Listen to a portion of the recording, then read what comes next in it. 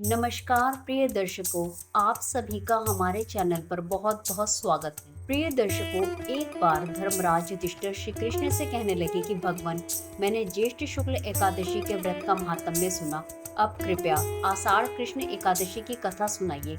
इसका नाम क्या है, महात्म्य क्या है, यह भी बताइए। श्री कृष्ण कहने लगे, हे राजन, आषाढ़ कृष्ण एकादशी का नाम योगिनी है। इसके व्रत से समस्त पाप नष्ट हो जाते हैं। यह इस लोक में भोग और परलोक में मुक्ति देने वाली है। ये तीनों लोकों में प्रसिद्ध है। मैं तुमसे पुराणों में वर्णित की हुई कथा कहता हूँ, ध्यान पूर्वक सुनो। स्वर्ग धाम की अलकापुरी नामक नगरी में कुबेर नाम का एक राजा रहता था। वह शिव भक्त था और प्रतिदिन शिव की पूजा किया करता था।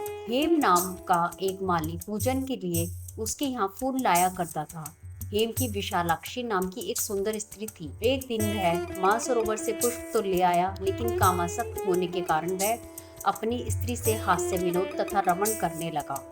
इधर राजा उसकी दोपहर तक राह देखता रहा।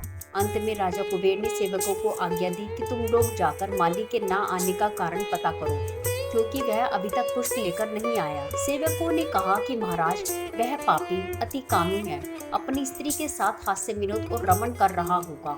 यह सुनकर कुबेर ने क्रोधित होकर उसे बुलाया। हेम माली राजा के भय से कांपता हुआ उपस्थित हुआ। राजा कुबेर ने क्रोध में आकर कहा, अरे पापी, नीच, कामी, तूने मेरे परम पूजनीय ईश्वरों के ईश्वर श्री शिवजी महाराज का अनादर किया है, इसलिए मैं तुझे श्राप देता हूँ कि तू स्त्री का वियोग सहेगा और मृत्यु लोक में जाकर कोढ़ी होगा। कुबेर के शाप से हेम मालिक का स्वर्ग से पतन हो गया और वह उसी क्षण पृथ्वी पर गिर गया। भूतल पर आते ही उसके शरीर में श्वेत कोढ़ हो गया। उसकी स्त्री भी उसी समय अंतर्ध्यान हो गई। मृत्यु लोक में आकर माली ने महान दुख भोगे। भयानक जंगल में जाकर बिना अन्न और जल के भटकता रहा। रात्रि को निद्रा भी नहीं आती थी, परंतु शिवजी की पूजा के प्रभाव से उसको पिछले जन्म की स्मृति का ज्ञान अवश्य रहा।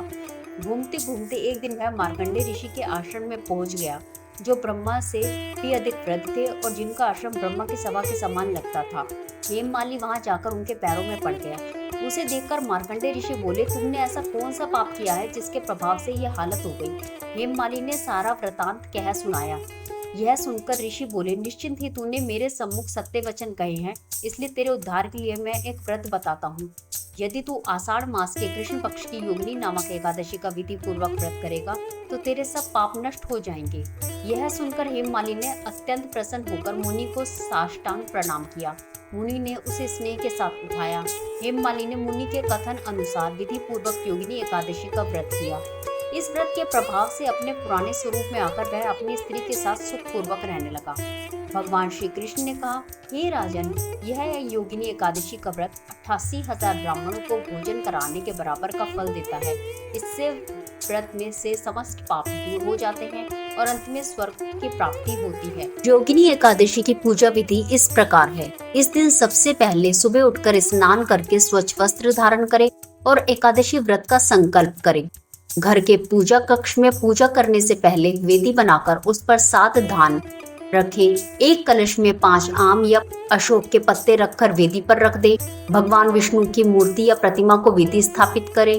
पीले फूल, मौसमी फल और तुलसी दल भगवान विष्णु को चढ़ाएं। फिर धूप बत्ती का प्रयोग कर विष्णु जी की आरती करें। शाम को भगवान विष्णु की आरती कर फल लें। रात को भजन कीर्तन करते हुए जागरण करें। अगले दिन किसी गरीब को या किसी गरीब ब्राह्मण को भोजन कराने के बाद यथाशक्ति दान और दक्षिणा देकर उसे विदा करें और आप फिर भोजन कर व्रत खोलें।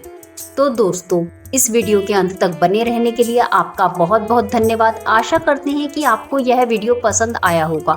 अगर आपको ये वीडियो पसंद आया है तो इसे लाइक जरूर कीजिए और अपने प्रियजनों के साथ इस वीडियो को अधिक से अधिक शेयर कीजिए। अगर आप हमारे चैनल पर नए हैं तो हमारे चैनल को सब्सक्राइब कीजिए और याद रखिए बेल आइकन को दबाना ना भूलें, ताकि आप तक हमारे हर नए वीडियो की नोटिफिकेशन तुरंत पहुंच जाए। जय मां लक्ष्मी।